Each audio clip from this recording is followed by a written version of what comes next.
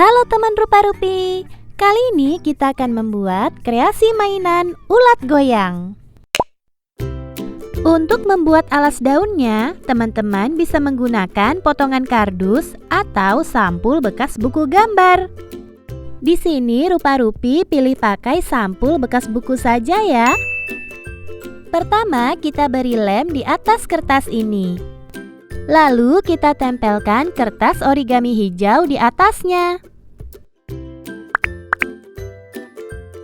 Kita buat gambar daun seperti ini.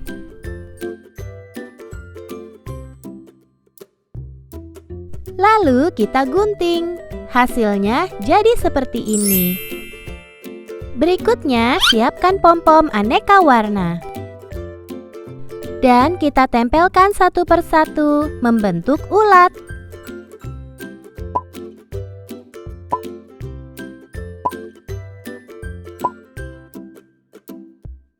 Tambahkan mata supaya ulatmu tambah lucu. Selanjutnya, siapkan satu tusuk sate dan potongan sedotan. Tempelkan sedotan di bagian pangkal daun.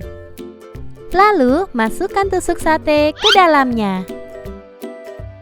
Beri lem di atas potongan sedotan seperti ini. Lalu, tempelkan bagian belakang tubuh ulat di atasnya. Beri lem juga di bagian bawah kepala ulat.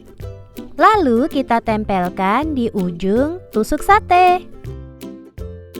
Kita tekan-tekan sebentar dan tunggu sampai lemnya kering.